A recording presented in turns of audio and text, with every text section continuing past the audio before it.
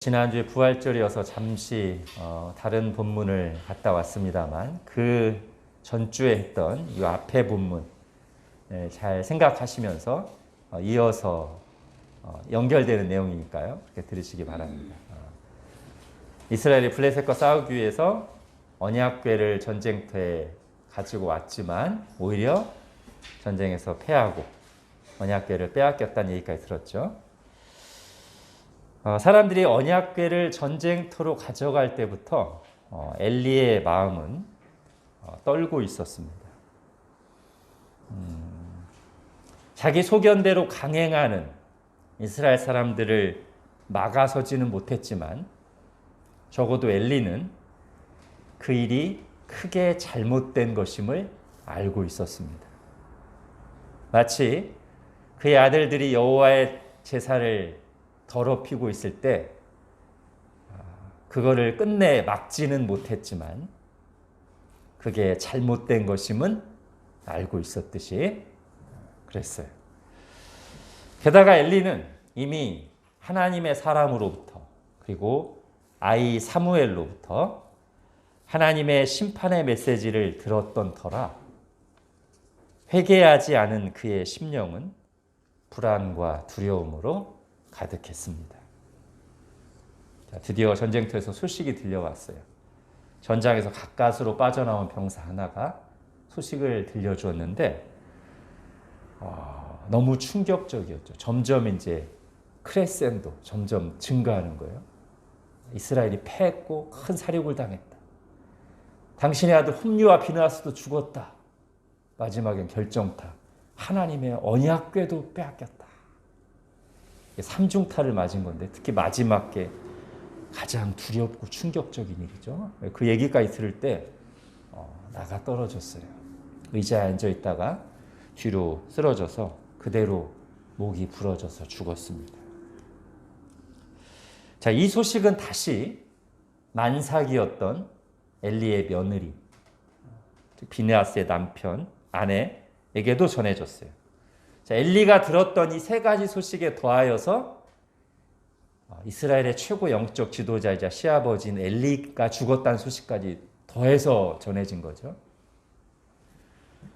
너무 충격을 받아서 그때부터 이제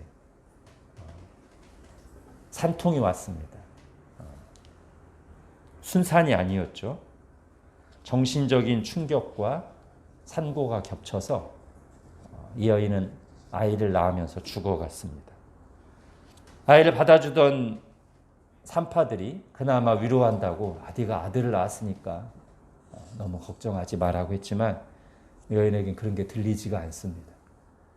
자기가 죽어가는 것도 죽어가는 거지만 지금 자기가 들었던 그 충격적인 소식들, 그 중에서도 언약궤를 빼앗겼다는 소식이 너무나 충격적이었어요. 그래서 갓 태어난 자기 아들의 이름을 이렇게 비극적인 이름으로 붙였어요.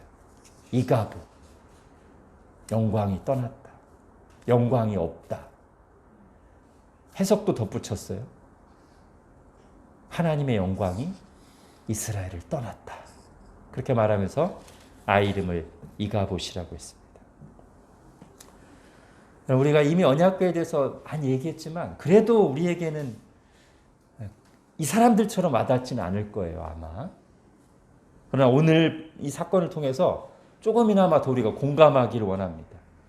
언약궤를 빼앗긴 사건은 얼마나 충격적이냐면 엘리가 자기 아들들 죽은 것보다도 이스라엘이 전쟁에서 패한 것보다도 더 충격적으로 여길 만큼 그래서 뒤로 쓰러져 죽을 만큼 그리고 그의 며느리가 자기의 갓 태어난 아들 이름을 이가봇이라고 영광이 떠났다고 붙여줄 만큼 그 정도로 충격적인 사건이었습니다. 이스라엘에게 있어서 이 성전, 특히 그 안에 있는 이 언약궤는 그야말로 하나님이 그들과 함께 하신다는 최고의 상징이었습니다. 이 언약궤를 빼앗긴 것은 절대 일어나서는 안 될 일이었습니다. 마치 지금까지 이스라엘을 특별하게 해주었던 어떤 하늘의 빛이 더 이상 그들 위에 비치지 않는 것 같은, 이스라엘 되게 했던 가장 중요한 뭔가가 빠져나간 것 같은 그런 것이죠. 이가봇이란 말은 이제 그런 의미를 담고 있습니다. 맞아요. 지금 하나님의 영광이 이스라엘을 떠났습니다. 그걸 상징적으로 보여주는 게 오늘 이 장면인데, 근데 이와 관련해서 우리가 좀 더 정확하게 이해하고 갈 게 있습니다. 이런 질문이죠. 하나님의 영광이 이스라엘을 떠난 것이 언제냐는 거예요.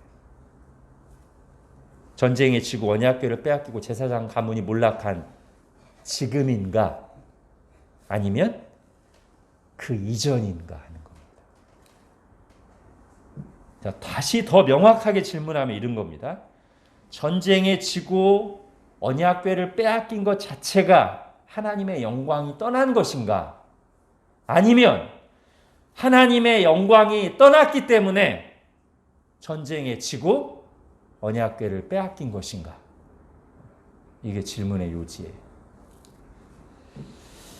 자, 그 답을 찾기 위해서 오늘 본문과 가장 유사한 의미를 담고 있는 사건을 보려고 합니다. 그게 뭐냐면 유다 말기에 바벨론이 침공해서 성전이 파괴된 사건이에요. 물론 그때도 성전 안에 있는 기물들을 상당히 뺏겼습니다. 지금 이 사사시대는 아직 성전은 없어요. 그죠? 물론 성소가 있지만, 성막이 있지만 잘 관리되지 않고 있었고, 거의 그냥 그 성막을 대표하는 것으로 언약궤 하나가 지금 작동하고 있는 방식이었다면, 나중에 유다 말기는 그 언약궤를 중심에 딱 넣어둔 성전이 있었어요. 그 성전이 철저하게 파괴된 것이 이방인에 의해서, 바로 오늘 이방인에 의해서 성전의 가장 핵심 기물인 언약궤를 빼앗긴 것과 사실상 유사하다는 것이죠. 자, 그리고 그때는 그 성전이 파괴될 때는 하나님이 여러 선지자를 통해서 이 성전 파괴의 의미를 굉장히 많이 자세하게 말씀해 주셨어요. 자, 그 중에서도 에스겔 선지자를 보려고 합니다. 에스겔 선지자는 아직 성전이 파괴되기 전에 바벨론의 포로로 끌려갔습니다. 즉 유다가 바벨론에 한 번에 망한 게 아니고요, 몇 차례 쳐들어와서, 한 번 쳐들어와서 위협하고 포로 데려가고, 또 한 번 쳐들어와서 한 번 때리고 포로 데려가고, 그 다음에 세 번째 왔을 때 그래도 말 안 들으니까 예루살렘 성을 완전히 부시고 성전을 완전히 파괴했거든요. 첫 번째 와서 포로 데려갈 때 다니엘을 데려갔고요, 두 번째 와서 포로 데려갈 때 에스겔을 데려갔어요. 즉 성전이 파괴되기 한 10년 전쯤에 에스겔을 포로로 데려갔습니다. 그리고 에스겔은 그 포로지에서 선지자로 부름을 받아요. 그러니까 다니엘과 에스겔이 같이 바벨론 땅에 있는 겁니다. 한 사람은 왕궁에서, 한 사람은 이스라엘 백성들 사이에서 선지자 역할을 하는데, 다니엘이 왕궁에 있는 정치인이었기 때문에 하나님이 주로 다니엘에게는 왕국들에 대한 환상을 보여주셨다면, 에스겔은 원래 포로가 되지 않고 유다 땅에 있었다면 제사장 가문이기 때문에 제사장이 되었어야 돼요. 그러나 거기 가니까 성전도 없고 아무것도 없죠. 대신에 제사장이었어야 할, 성전에서 봉사했어야 할 에스겔을 선지자로 부르신 하나님은 그에게 성전의 환상을 여러 번 보여주십니다. 그 중에 첫 번째 성전의 환상이 에스겔 9장부터 11장까지 나오는데, 그 환상이 뭐냐면 바로 여호와의 영광이 성전을 떠나는 환상이에요. 오늘 본문 표현으로 하자면 이가봇의 환상을 보여주신 거죠. 그런데 그가 본 그 환상 속에는 단순히 여호와의 영광이 떠나는 환상만 있는 게 아니라 왜 여호와의 영광이 성전을 떠나는가가 자세히 나와요. 그 환상 속에. 뭐냐면 하나님만 예배하고 섬겨야 할 여호와의 성전 안에 온갖 우상 숭배가 자행되고 있어요. 성전 제단 입구에는 떡하니 우상이 세워져 있고요, 성전 담벼락에는 동물들의 우상이 그려져 있고 이스라엘 장로들이 그 앞에 엎드려서 경배하고 있어요. 또 저기 한쪽에서는 여인들이 눈물을 흘리며 애곡하고 있는데 하나님을 생각하며 그런 것이 아니라 담무스라고 하는 다른 이방신을 생각하면서 울고 있고 또 다른 곳에서는 남자 25명이 태양신을 숭배하고 있어요. 성전 전체가 우상숭배 소굴이에요.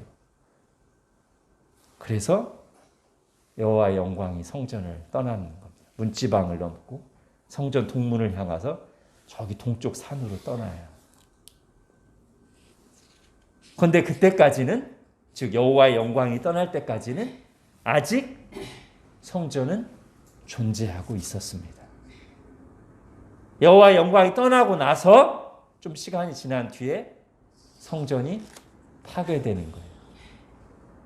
그럼 여호와의 영광은 왜 떠났습니까? 다시 말씀드리지만 우상 숭배 때문에 떠난 거예요. 자, 이 원리가 오늘 본문에도 그대로 적용됩니다.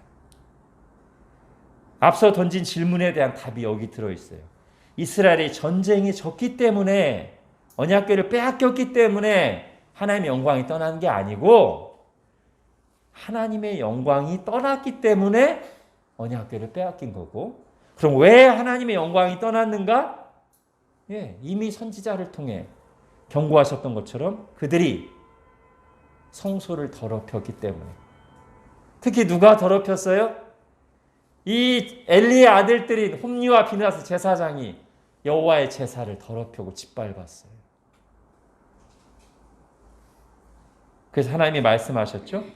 나를 존중하는 자를 내가 존중히 여기고 나를 멸시하는 자를 내가 경멸하리라. 하나님을 전혀 존중하지 않는 하나님을 멸시하고 있는 그 성전을 하나님의 영광이 떠난 거예요. 그리고 파괴시킨 언약궤를 빼앗기게 하신 거예요. 하나님을 존중하지 않는 그곳에 언제부터인가 하나님의 빛이 사라졌습니다. 하나님을 무시하는 그곳에 언제부터인가 거룩한 은혜와 하나님의 보호하심과 인도하심이 보이지 않게 되었습니다. 그러다가 결정적인 사건이 일어난 거예요. 언약궤를 빼앗긴 거예요. 겉모습은 그대로 남아있었지만 이미 하나님의 빛은 거기서 떠난 뒤였어요. 여기서 우리는 더 중요한 게 뭔가를 생각하게 됩니다. 이스라엘은 전쟁에 지고 제사장 가문이 몰락하고 언약궤를 빼앗긴 이 상황만 심각하게 여겼어요. 이 겉으로 드러난 상황만 두렵게 여기고 해결되기를 바랬죠. 그러나 하나님은 그것보다 그 이전에 이스라엘에게 있었던 문제 뭐예요? 하나님을 존중하지 않는 것. 하나님이 아닌 다른 것을 사랑하고 의지하며 살아가는 우상 숭배를 그걸 진짜 문제로 보셨어요. 겉으로는 아무 문제 없고 심지어 세상적으로 잘 나가는 것처럼 보일지라도 하나님의 눈으로 보면 저거 아닌데 위험한데 이런 상황이 있고요.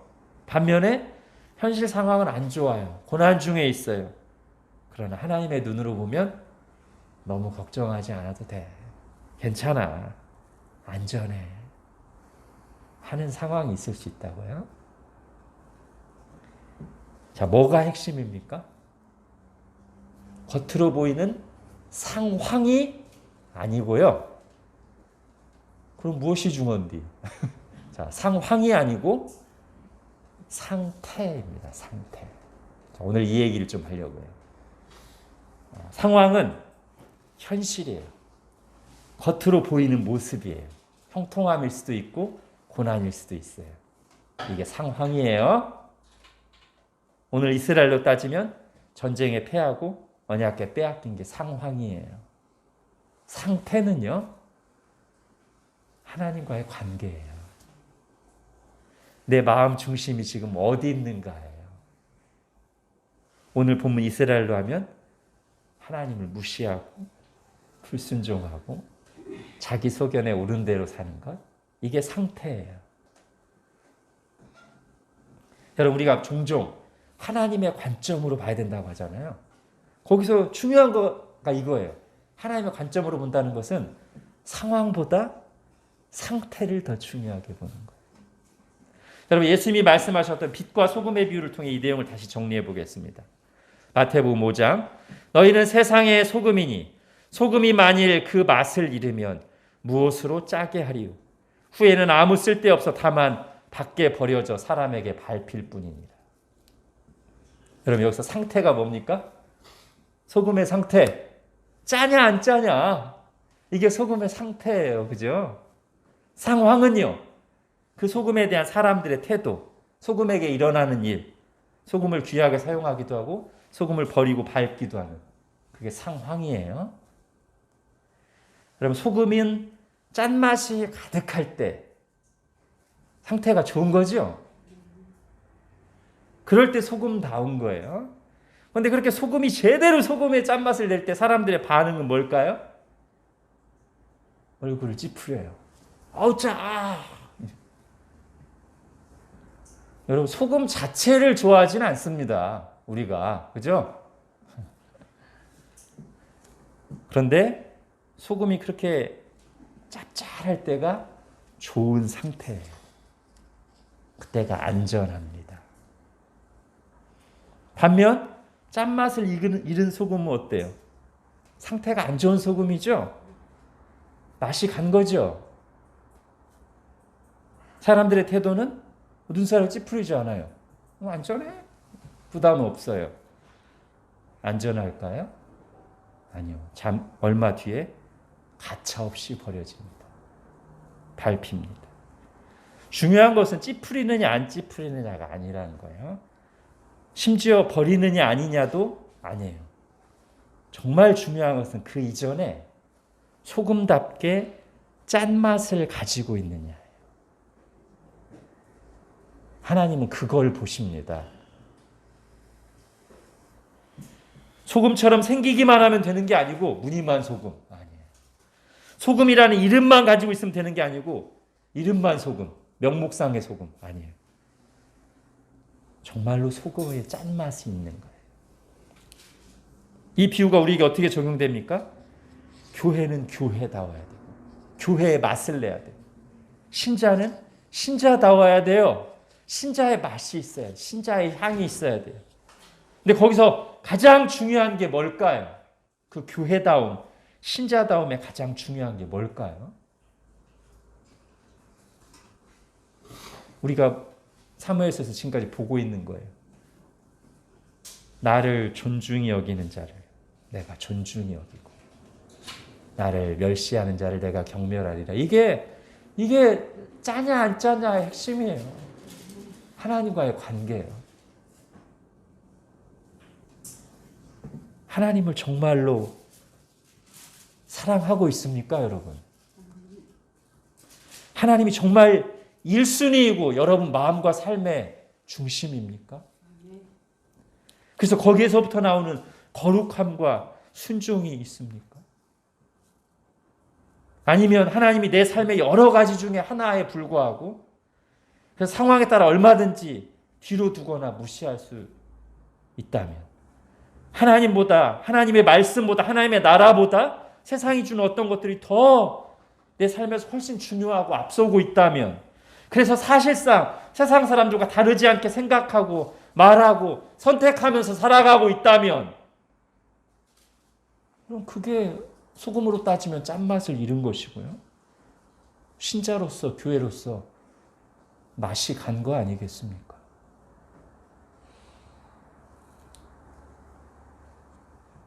분명히 그로 인한 부작용을 겪어요. 그리고 징계는 나중에 나타나요.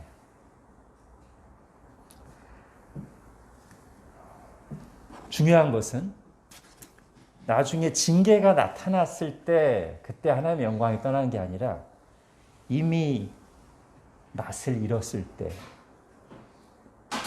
그때 하나님의 영광이 떠났어요. 그리고 그걸 우리가 사실은 어느 정도 느낄 수 있어요. 구원의 기쁨이 내 속에 있는 것. 찬양과 기도와 감사가 살아있는 것. 하나님의 보호하심과 인도하심이 느껴지고 순간순간 삶의 간증이 있고 평안함과 참된 평안과 기쁨과 자유함이 있는 것. 네. 당연한 게 아니고요. 하나님의 영광이 내 속에 비칠 때 나타나는 현상이에요. 그러나 우리가 세상에 빠져 있고 죄에 빠져 있을 때는 이게 거의 없어요. 영적으로 무기력하죠. 그냥 겉모습만 남아있죠. 아무 문제 없어 보이지만 사실은 굉장히 위험한 상황인 거죠. 그럼 제가 찬송가 428장 일부를 읽어보겠습니다. 내 영혼에 햇빛 비치니 주 영광 찬란해. 이 세상 어떤 빛보다 이 빛 더 빛나네. 주의 영광 빛난 그 빛 내게 비춰주시옵소서. 그 밝은 얼굴 배울 때 나의 영혼 기쁘다. 내 영혼의 봄날 되어서 주 함께 하실 때 그 평화 내게 깃들고 주 은혜 꽃피네. 주의 영광 빛난 그 빛 내게 비춰주시옵소서. 그 밝은 얼굴 배울 때 나의 영혼 기쁘다. 네, 이게 주님의 영광이 우리에게 있을 때, 비칠 때 나오는 실제 우리의 경험하는 거고 찬송이에요. 주의 영광이 떠나면 이게 없는 것이죠. 여러분, 소금이 짠맛을 잃으면 결국 버려지고 밟힌다는 말씀은 성경에 일관되게 흐르고 있는 성전 신학의 내용입니다. 즉, 성전의 상태가 안 좋으면, 더럽혀지면, 하나님이 그 성전 안에서 존중받지 못하면 하나님의 영광은 더 이상 성전에 머물지 않고 성전은 파괴되는 상황이 된다. 이거요. 이게 성경에서 일관되게 흐르고 있는 내용이에요. 오늘 본문에서 하나님께 드리는 제사가 짓밟히고 더럽혀질 때 언약궤를 빼앗긴 것. 좀 전에 말씀드린 것처럼 우상 숭배를 계속하고 성전을 더럽힐 때 하나님의 영광이 성전을 떠나고 바벨론에 의해서 성전이 파괴된 것. 신약에서는요. 만민의 기도하는 집이어야 될 성전이 장사하는 도둑들의 소굴이 되었을 때 예수님이 오셔서 성전 안에서 채찍을 휘두르시고 상을 뒤집어 푸시고 며칠 뒤에는 이 성전이 돌 하나도 돌 위에 남지 않고 파괴되리라 예언하시죠. 그리고 40년 뒤에 그 예언이 그대로 성취돼요. 그런가 하면 고린도전서에서 바울은 그 원리를 담고 있는 얘기를 이렇게 말합니다. 너희는 너희가 하나님의 성전인 것과 하나님의 성령이 너희에게 계시는 것을 알지 못하느냐. 누구든지 하나님의 성전을 더럽히면 하나님이 그 사람을 멸하시리라. 하나님의 성전은 거룩하니 너희도 그러하니라. 지금까지 있었던 내용을 글로 정리해서 얘기한 거예요. 교회에 적용해서. 그리고 마지막은 요한계시록에서 바로 그 성전인 교회를 향해서 주님이 경고하시죠. 회개하지 아니하면 내가 촛대를 옮기리라. 내가 토하여 버리리라. 이게 구약부터 신약까지 일관되게 흐르는 성전 신학의 내용이고 바로 교회와 신자에게 적용되는 내용입니다. 이제 그 요한계시록에 나오는 두 교회를 오늘 이 상태와 상황이라는 키워드를 가지고 비교해서 정리하고 마칠까 합니다. 마지막에 나오는 두 교회입니다. 빌라델비아 교회와 라오디게아 교회예요. 여러분, 빌라델비아 교회는 상황이 안 좋았어요. 그들은 작은 능력을 가지고 있었고요. 유대인의 박해를 받고 있었습니다. 반면에 그들의 상태는 좋았어요. 주님이 이렇게 말씀하십니다.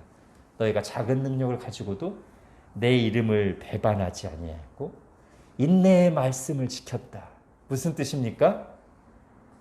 그들이 하나님을 존중하고 하나님의 말씀을 존중했어요. 상태가 좋았어요. 자, 반면에 라오디게아 교회는 반대. 상황은 좋아요. 그들이 스스로 그들은 박해와 고난도 없고요. 스스로 뭐라고 말하냐면 나는 부자라. 부요하여 부족한 것이 없다. 상황 좋아요. 어려움이 없어요.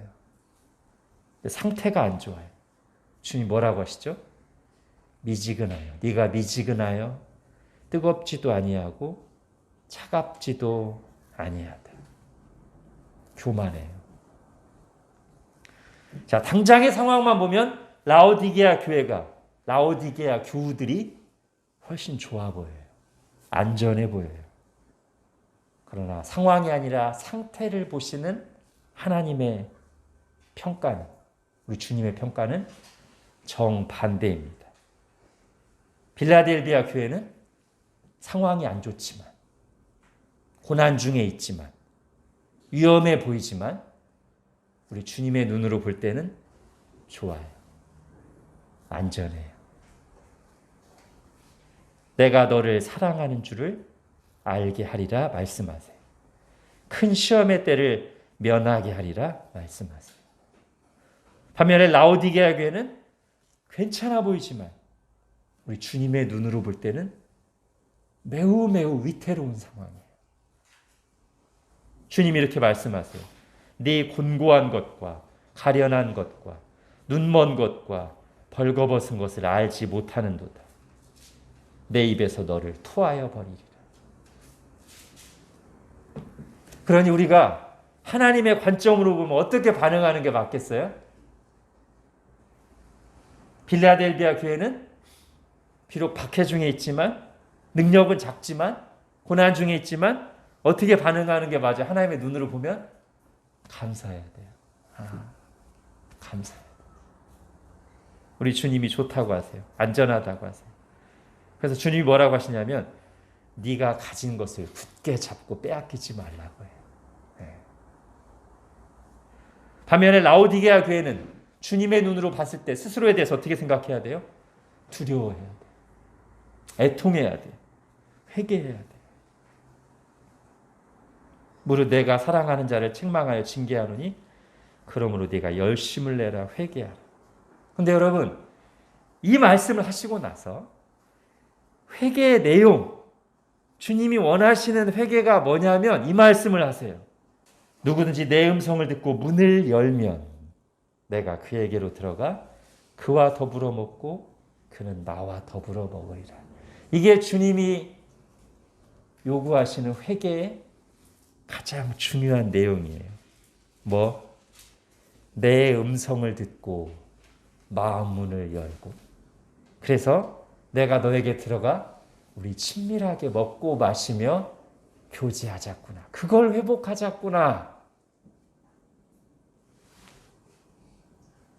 예수 그리스도와 친밀한 관계, 예수님과의 동행,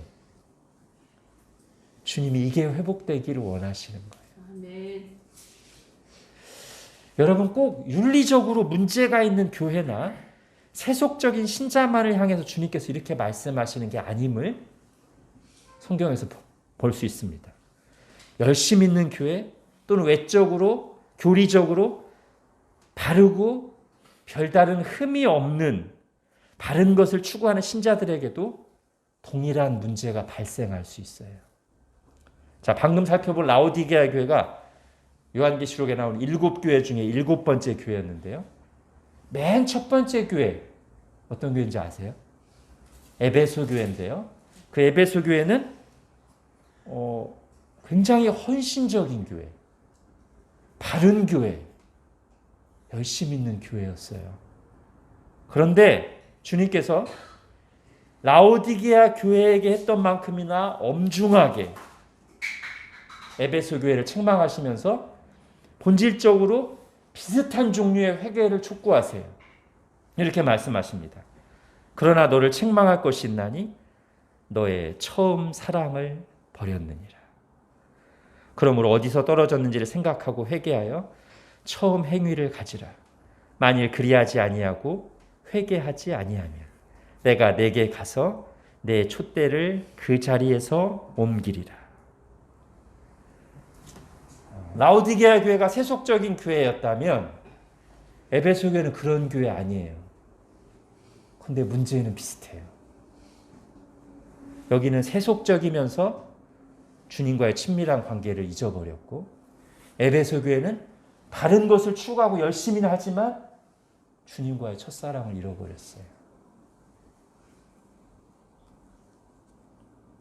즉 에베소 교회는 그들의 외적인 구호와 열심과 다르게 함과는 달리 예수님을 문 밖에 세워두고 있었어요. 그들에게도 예수님의 음성을 듣고 문을 열어 주님과 더불어 먹고 마시는 회복이 필요했습니다. 자, 여기 나오는 이 표현은 요한복음 10장에서 목자와 양의 비유에 나오는 것과 비슷해요. 거기서 주님이 이렇게 말씀하십니다. 내 양은 내 음성을 들으며 나는 그들을 알며 그들은 나를 따르느니라. 여러분, 이게 주님의 양, 그 신자의 가장 신자다운 상태입니다. 내 음성을 들으며 나를 따르느니라.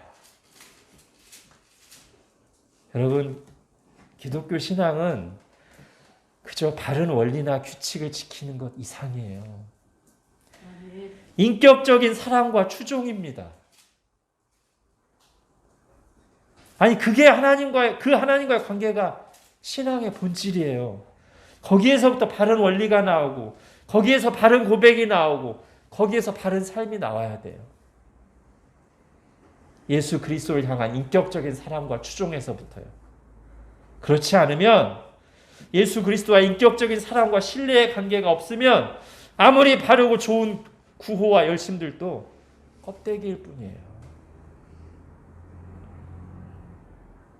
오늘 사용하고 있는 표현으로 한다면 좋은 상태가 아닌 것이죠. 내 음성을 들으며 나를 따르는 것. 거기에서부터 바른 고백과 순종과 삶을 사는 것이 신자의 짠맛, 좋은 상태입니다. 물론 신자들이 이 상태에 있을 때, 이 좋은 상태에 있을 때 항상 상황도 좋은 건 아닙니다. 주님이 그걸 약속하신 적은 없어요. 우리가 좋은 상태에 있을 때 푸른 초장과 실만한 물가를 갈 수도 있고요. 사망의 음침한 골짜기를 지날 수도 있어요. 여러분, 우리가 흠모하는 사도 바울이 얼마나 자주 사망의 음침한 골짜기를 지났습니까? 상태가 안 좋아서 그런 상황에 놓인 게 아니죠. 누구보다도 상태가 좋았어요. 그런데도 사망의 음침한 골짜기 같은 상황에 갈 수 있어요. 좀 전에 살펴봤던 빌라델비아 교회, 작은 능력으로 주님의 이름을 배반하지 아니하고 그 믿음을 지킬 때, 신앙 양심을 지키며 살 때 세상에서 초라하게 보이고 어려움 겪을 수도 있어요. 그러나 내 음성을 들으며 나를 따르고 있다면 너무 염려하지 말라고 하십니다. 아멘. 세상적인 관점에서 보면 고난이고 초라해 보이고 위험해 보이기도 하지만 하나님은 걱정하지 말라고, 안전하다고, 내가 너와 함께한다고 말씀하시는 거예요.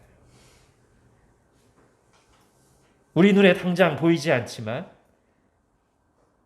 주의 지팡이와 막대기가 우리를 안위하시며 하나님의 영광이 우리 영혼을 비추고 있는 것이죠. 그리고 그런 나의 존재를 통해 하나님이 영광을 받으십니다. 아멘. 오히려 두려워해야 될 상황은 편안하고 아무 문제 없어 보이나 우리가 바로 거기에서부터 어디요? 주님의 음성을 들으며 주님을 따르는 데서부터 멀어져 있을 때죠. 그때가 정말 위험한 때입니다. 또는 요한계시록의 표현에 따르면 미지근해져 있을 때, 그때가 위험한 때. 하나님의 영광이 이미 떠났는데도 종교적인 형식을 계속하면서 하나님의 영광이 떠난 줄도 모르고 있는 그때, 그래서 나는 부자라 부유하여 부족한 것이 없다고 말할 때, 그렇게 교만할 때, 그때가 위험할 때예요.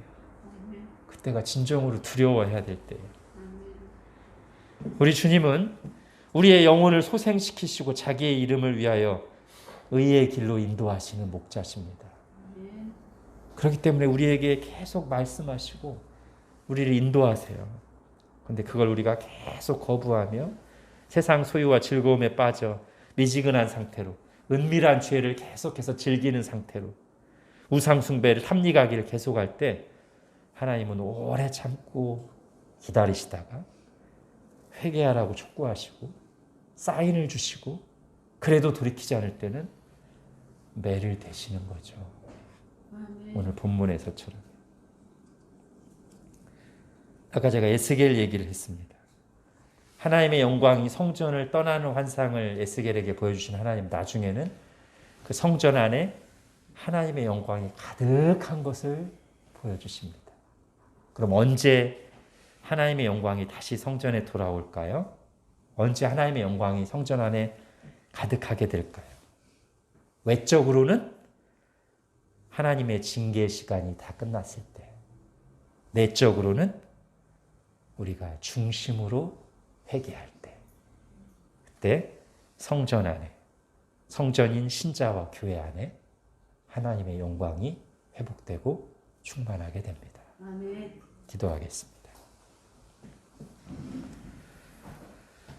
하나님, 오늘 이스라엘이 언약궤를 빼앗긴 것을 두고 하나님의 영광이 떠났다고 이가봇이라고 말한 그 말을, 그게 어떤 의미인지 말씀을 통해 다시 들었습니다. 사람들은 눈에 보이는 상황을 크게 보고 그게 가장 심각한 문제인 것처럼 여기지만 우리 주님께서는 상황이 아니라 상태를 더 중요하게 보시며 그것을 위해서 얼마든지 우리의 상황을 높이기도 하시고 낮추기도 하시는 분이심을 저희가 다시 봅니다. 하나님, 우리가 말씀 앞에 우리의 상황보다도 우리의 상태를 정직하게 바르게 돌아보게 하시고, 그래서 주님을 향해 마음문을 열고 입을 크게 열고 주님의 음성을 듣고 주님과 먹고 마시며 주님과 친밀하게 교제하는 그것을 회복할 수 있도록 은혜를 베풀어 주옵소서. 그리고 우리가 그런 상황에 있다면, 그런 상태에 있다면 우리의 상황이 비록 고난일지라도 어려움일지라도 오히려 걱정하지 말라고, 안전하다고 복되다고 하시는 우리 주님의 말씀을 듣고 평안 가운데 감사와 찬양을 드리는 저희들 되게 하여 주옵소서. 아멘. 예수님의 이름으로 기도합니다. 아멘.